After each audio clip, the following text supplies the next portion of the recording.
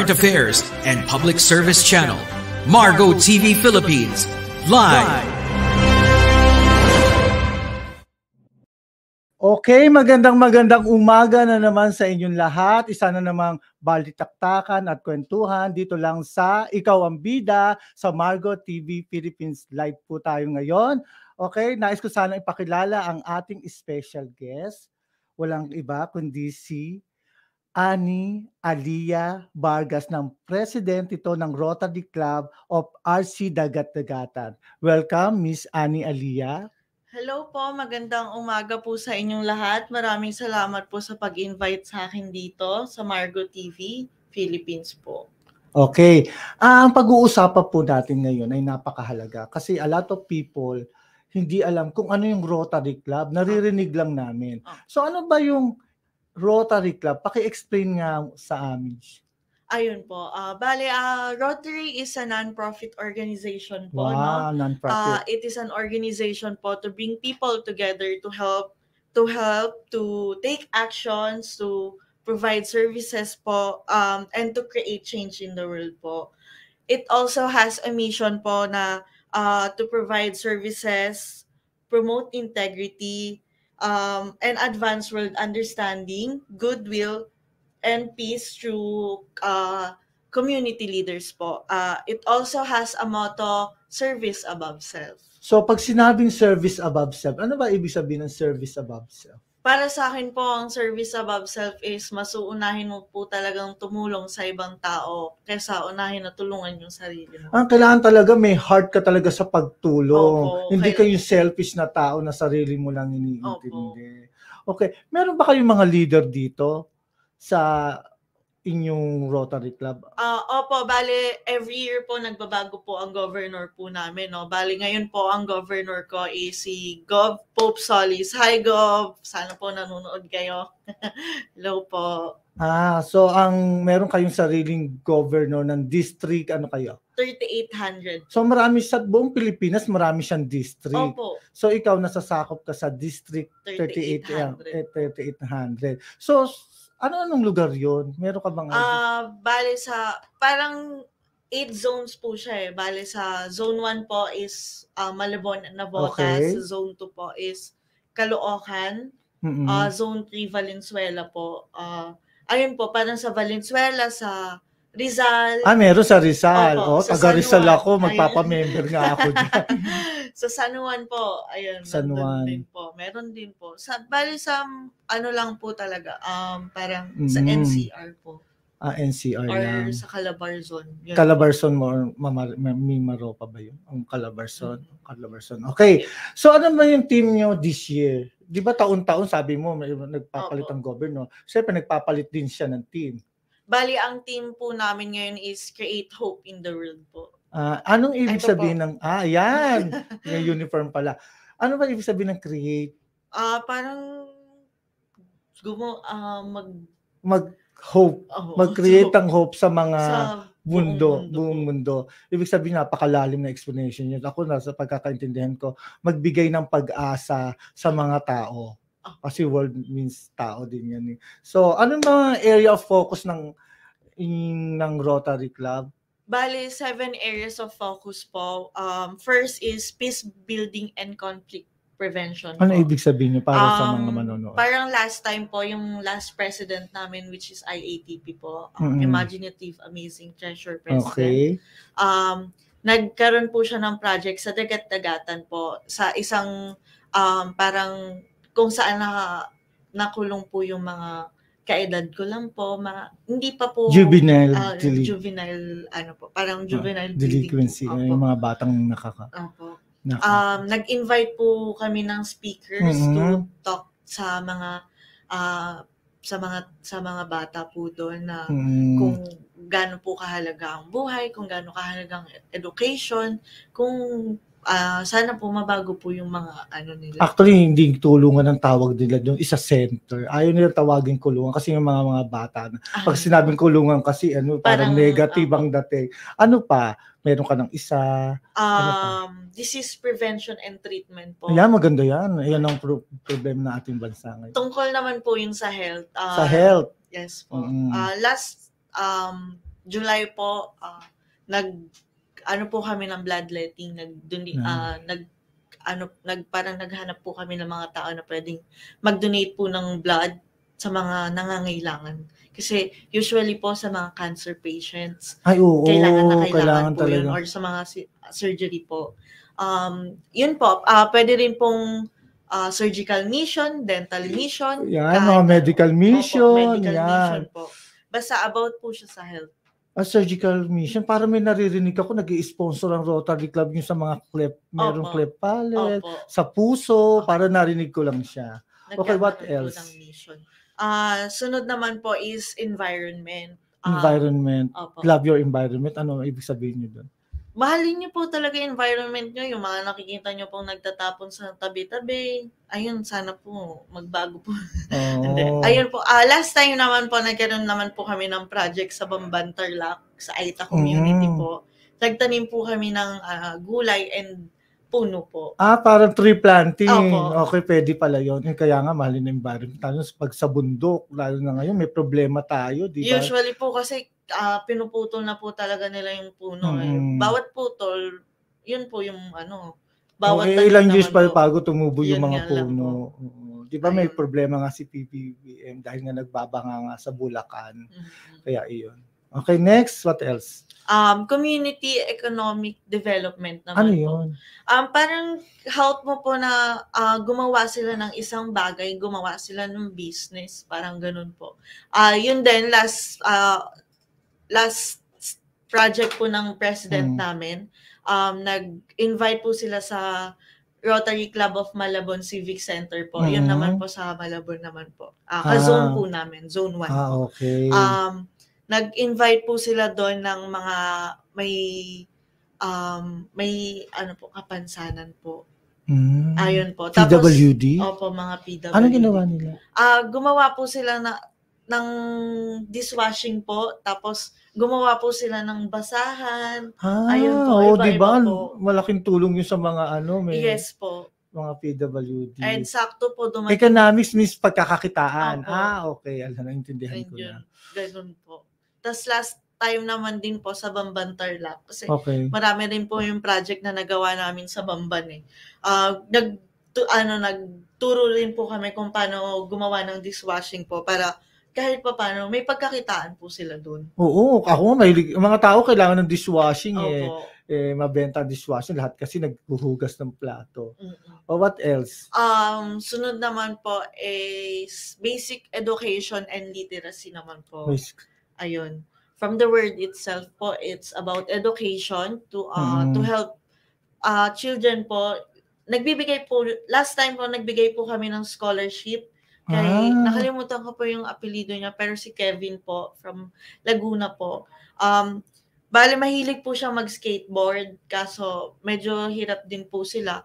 Mahilig po siya mag-skateboard, pati po yung iba niyang kapatid. Tapos, kung makikita niyo po sa page namin sa Rotary Club of Dagatan po, makikita niyo po yung video doon na ano rin po na parang na on air din po yung last president namin.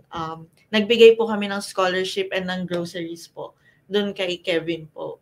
Medyo rin po siya parang PWD na rin po. Naputol po yung niya. Dahil sa parang naalala ko inborn na po talaga yung problem. Tapos ayun po, tinulungan po ng last president namin. Nag-live po kasi siya sa Facebook. Ayun, nag-viral. Nag-viral po siya sa Facebook na po siya skateboard. Tapos na parang natuwa po yung last president namin. So tinulungan po namin na bigyan po ng scholarship and ng bago pong skateboard kasi sira-sira na po yung gamit niya. So namimigay din ba ang Rotary Club ng wheelchair? Lalo na ngayon sa mga mahihirap. Maraming wheelchair na kulang. Talagang marami pong nabibigyan ng wheelchair sa galing po sa Rotary. Ayun po. What else? Ayun po, balik po tayo sa education. Pwede rin po ng magturo. Mag-seminar po. Sa mga mamigay ng books. Mamigay po ng books, pwede rin po yun. Na mga school supplies po. para sa Sa mga bata. opo. Pasukan na ngayon. Yes Kailangan po. ng Sakto po. ng- Ayun po, yun yung upcoming project po namin sa ibang okay. What else? Ano pa ba? Nagkumpleto na ba yung 7 natin? Hindi pa po. Bale, meron pa po tayong maternal and child health. Sa mga nanay at yes po. baby, bata? Opo. Pwede pong magkaroon ng program tungkol sa breastfeeding po. Breastfeeding program po. Ayun po. Tapos, pwede rin po mamigay po ng vitamins. Vitamin C sa mga bata at sa nanay. Last uli po nung sa sa Bamban Tarlac po. Namigay din po uli kami ng vitamins po sa nanay and sa bata po. Tapos nagbigay din po kami ng toothbrush, kahit ano po. Hygiene. Opo, hygiene. Hygiene sa mga nagbigay po kami ng sanitary pads po. Okay. Sa mga teenager po. AITAS. Opo, sa mga AITA. Kamusta naman yung mga AITAS? Ano ba yung mga, yan ang nakakalimutan natin eh. Opo. Dati po, natutulungan po talaga sila. Pero since nag-pandemic, sobrang hindi na po sila nabigyan ng tulong. Parang last 2019 pa po yung last na nagpupunta nga daw po ang mga UST doon and si Alden Richards daw po. Ayun, nagtumulong. Pero ever since nag-pandemic po, hindi na po sila natulungan. Kaya nung sakto po, yung pinsan ko is parang pastor po siya doon. Tapos tinanong po namin kung kamusta po ba yung mga lagay po ng mga AITA doon. Tapos nung nag-usap po kami, actually maano po talaga yung parang medyo magaan po yung loob, loob ko kasi pag naiisip ko, imagine we have all the privilege. Yes, totoo yan dito sa syudad. Sa syudad po. Tapos pagdating po sa kanila, 7 pesos po 7 pesos hindi po nila kayang ilabas. Para lang po sa water na kailangan nilang inumin, gamitin, hindi po nila kaya yon. Kaya sabi ko po nung tag-site visit po kami, sabi ko magpa-project talaga ako dito. Kahit ilang project talagang ipupush through ko po yun. Kasi sobrang nakakaano po yung AITA community po. Sobrang hirap po talaga. At nakakalimutan na natin. Yes po. Kasi, kaya pala may nakikita ko mga namamalimos ng mga AITAS, ng mga igorot, ng mga mangyan sa karsada kasi wala nang pangkabuhayan. So I'm sure pag narinig to ng ating mahal na presidente o mga NGO, mga LGU, mga gustong tumulong, mga organization, mga sure na pupuntahan nila yung mga ganung bagay. Sana po, balikan nyo po uli yung sa Bamban Tarlac, yung mga AITA community po doon. Sana po mas mabigyan nyo po ng tulong. Hindi lang naman po sa Tarlac. Sure ako marami pa pong AITA community sa buong Pilipinas po. And yun nga po, hindi lang AITAS, mga ethnic groups din.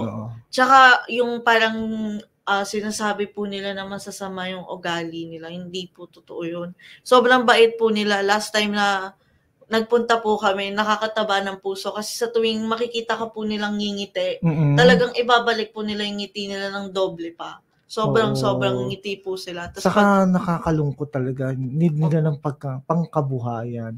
Sa magandang projects for them, hindi lang sa mga nagawa nyo. Ano kayong magagandang projects sa tingin mo? Ngayon po, kasi may tinatawag po kaming grant sa Rotary din po, which is District and Global Grant. Tapos may mga pa po, calamity fund po. Pero yun po, hopefully, kung ma-approve po ang district grant ko, ang balak po namin is Kapas Tarlac naman po, which is AITA community po uli. Magbibigay po kami ng solar light. Opo, kasi parang walang kuryente. may parang nagsabi po, yung isa pong member namin sa Rotary, si Rotarian Christine po, may kakilala daw po siya sa Kapas Tarlac na sobrang po yung light, parang walang-wala po. Kaya sabi po namin, pwede po na kung ma-approve po talaga yung district grant, pupunta po kami doon. Malay mo si Gov Sol, Pop Solis sumama at magbigay ng sponsors sa inyo. Nakakatawa naman po yung ganun talaga kapag sumasama po. Ano pa yung isang area of focus natin? Bale, ang last po is water, sanitation and hygiene po. Hygiene. Yun naman po, last time din, yun nga po yung nakwento ko kanina, yung sa 7 pesos hindi po nila kayang gumastos ng 1 galon lang po para, yun na po yung pang-iigib nila. 7 pesos po na galon na. Paano yung inumin nila? Ayun, yun nga po, yun, dun po di ba bundok sila? Aakyat pa po talaga sila ng bundok-bundok para makakuha ng sibol po. What is sibol? Parang ano po siya, sapa po na maliit, tas may parang onting agos lang po ng tubig sa bundok. Ganun iinumin nila? Pero ang mas, parang ang mas mahirap po, nakakaya po nilang ipunin yung tubig ulan, papakuluin po nila, tapos yun po yung iinumin nila. Kaya, nung po kami, sabi ko, magbibigay po kami ng galon. Nagbigay po kami ng 100 gallon po. Wow, ang dami no. Walang water. Meron po silang water, kaso sobrang layo po. Ang sabi po, kapag meron po silang galon, makakakuha po talaga sila ng tubig doon po sa parang poso po nila. Sobrang lalim po kasi talaga doon parang magbubungkal ka po talaga ng sobrang lalim para makakuha pa po ng another tubig po. Ang hirap pala ng buhay ng mga ITAS. At diba ibang ethnic groups din sa iba't ibang sulok ng ating Pilipinas. Ayun. So, kailangan, siyempre, suportahan yung mga Rotary Club sa buong Pilipinas. I'm sure na susuportahan nila yan. Ayun po. So, ulitin nga natin yung mga 7 area of focus po. Ayun. Peace building and conflict prevention. Disease prevention and treatment po. Okay, 2. Tapos, environment, water, sanitation and hygiene, maternal and child health, basic education and literacy po. Tapos, ano pa po ba yung nakalimutan ko? Community economic development po. Saka sabi mo may nadagdag. Ayun po.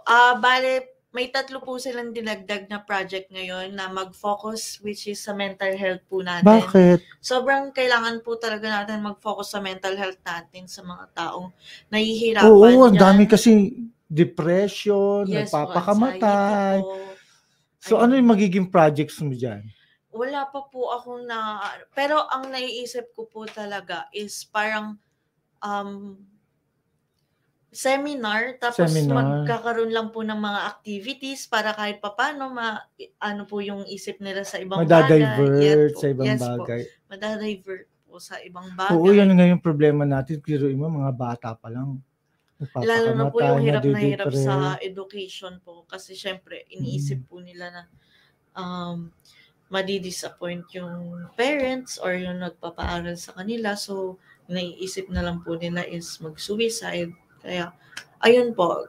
Yun po yung bala ko, magkaroon po ng seminar about sa mental health po. So, sobrang mahalaga po ang mental health natin. Oo, ngayon parang siya ngayon ang pinopromote Hindi po natin alam kung ano yung tumatakbo sa isip ng isang tao. At walang edad na po. Pinipili when it comes to mental health. Kaya, kung may mga kaibigan po kayo, sana po kamustahin nyo palagi. Kausapin nyo lang po kahit hindi po araw-araw, kahit paminsan-minsan, kamustahin lang po natin mga kaibigan natin na alam nating maraming pinagdadaanan. At minsan, hindi natin alam na may pinagdadaanan. Yes po. Kasi minsan, lang po. Deceiving. Yes po. Tinatago. Tumatawa lang po, pero yun po pala sa loob-loob nila, nahihirapan na po pala sila. Kaya, sana po, kahit di po nagpapahalata, kamustahin po natin yung mga kaibigan natin. Siyempre, hindi naman pwedeng puro saya lang tayo. Okay. Kailangan tulungan. Ano pa yung dinagdag na sinabi? Bale, women empowerment naman po. Ayan, sa mga nagde-degrade po sa mga babae na hindi daw po kaya ng isang bagay. Kayang-kaya po yan. Yan nga yung mga bago ngayon, ini-empower nila yung mga babae. Po. Parang equality, gender equality na ngayon. And last naman po is DEI, which is diversity, equality and inclusivity po. Yun nga po, which is parang i-promote na yung about sa discrimination sa race, religion, gender. Race, religion, Ayun po. gender, ayan, At kung discrimination. ano-ano pa po na kung mga dinidiscriminate po nila yung isang tao. Lalo sa ibang bansa, uso-uso Opo. yan. Sobra po. So, how to be a member of Rotary Club? Ayun, madali naman. Madali lang talaga po. You just have to show or express an interest in joining a club po. Kunwari sa city nyo po, sure naman po ako, bawat city na po sa Philippines meron na pong Rotary. Kasi mas lumalago pa po ang Rotary. Pwede pong sa city nyo or sa kakilala nyo po, pwede po kayong makipag-usap. And after naman po, i-invite po kayo ng club, i-explain po kung ano po ang Rotary. Tapos, ayun po, pwede na po kayong maging member. May qualification ba yun? Kailangan mayaman ka, kailangan ganito age mo. May ano ba Wala yan? naman po. Ako po, bata pa lang po ako, hindi lang po halata. Wala naman pong age na kailangan. Hindi rin po kailangan kasal. Hindi rin po kailangan may business ka. Kailangan lang po talaga may money ka to help people, to provide service po sa mga nangangailangan. At syempre, importante may puso kang tumulong. Yes po. Okay. Mas better na tumulong kaysa humingi ng tulong. Saka napakagaang ng feeling ng tumulong. Ikaw, ano ba yung mga natutunan mo nung naging member ka ng Rotary Club? Ayun po, may nakapagsabi po sa akin na mas okay nang magbigay kaysa tumulong. Kasi mas kapag nagbigay ka, ibabalik sa'yo ng sobra. Naano po namin yun kasi parang more than 20 years na pong member yung father ko sa Rotary. Yes po. And yung mother ko naman po, last kahit hindi pa po siya member ng Rotary, talagang tumutulong na siya. Nag-feeding program po sa tuwing bumabagyo po, sa malapit po sa amin. So, naging presidente din siya? Yes po. Parang life-changing naman po. Bati mo yung mother mo. Hi, Ma. Malamang. Yung gov naman po niya nun si Gov Ogie Soliman po. Ayun, hi Gov, hi Ma. Very supportive, I'm sure yung magulang mo ngayon. Yes po. Ayun po, since parang over 20 years na pong member yung father ko, tapos marami na rin po natutulungan yung mother ko. Kasi hindi po alam ng iba din na nagkaroon po ako ng sakit nung 7 years old ako. Tapos parang bumabalik-balik. Hanggang nung pandemic, nakakatuwa nga po. Kasi hindi po ako nagkaroon ng COVID. Oo. As in kahit katiting po, hindi po ako nahawa. Pero nagka-dengue po ako. Parang pangatlong dengue ko na po noon. And sobrang nangailangan po ako ng dugo. May nag-donate po ng 3 anonymous donor po. Tapos sabi po nila, ayaw po nila magpakilala, pero kilala daw po sila nila mama at papa, natulungan daw po nila. Kasi member ng Rotary Club ang parents mo. Opo, or hindi po natin alam, kaya ayun po, sobrang thankful po talaga kami doon sa 3 anonymous na po yun. Hanggang ngayon po, hindi po rin namin kilala kung sino po sila, kung taga saan sila. Kahit onting information, kasi hindi po talaga, ayaw po talaga nilang sabihin kung sino po sila. Talagang anonymous talaga. So, malaking bagay pala ang tumulong ka, ibabalik talaga sa iyo. Opo, kaya sobrang nagpapasalamat po talaga kami nun. Kaya kung baka nanonood po sila, ayun po. Nakikinig. Maraming salamat po uli. Buong buhay po naming parang yun po na loob yun. Utang na loob po sa inyo. Kaya sobrang thank you po. Actually kasi naman, ang parents mo, mahilig silang tumulong. Siguro Yes, si God gumawa ng way para ibalik yung help po. Yun nga po, yung nagsabi sa akin na kapag tumulong ka, ibabalik ng sobra yung tulong. Totoo yan. Siksik-liglig at umaapaw. Okay, any parting words na gusto mong mag-invite? Kung sino ang gusto magpa-member? Ayun po, ini-encourage ko po talaga kayong mag-join na sa Rotary, Club of Dagat-Dagatan. Ayun sa Rotary po, sobrang gaan sa loob pag nakatulong po tayo. Sobrang sarap sa feeling, lalo na pag nakikita nyo po yung smile nila na tumutulong kayo. Sobrang gaan po sa feeling nun. Kaya sobrang ini-invite ko po kayo na mag-join po kayo sa Rotary.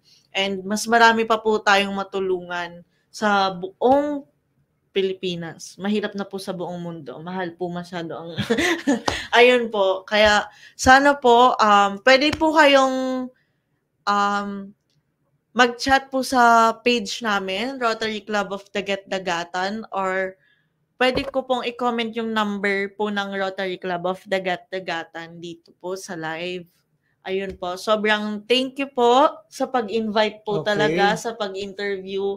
And parang mas na-voice out po ang Rotary, kung ano ang meaning ng Rotary, kung ano ang ginagawa. Kasi sometimes, nagkakaroon sila ng ibang idea sa totoo yan. Pagkat organization po kasi parang iisipin nila masamang org. Magastos. Magastos po, pero basta worth it po. Basta tumutulong po tayo talaga sa mga nangangailangan po, sa mga hindi nabibigyan ng tulong, sa lahat po. Ayun po. Kaya ayun, mag-join na po kayo sa Rotary.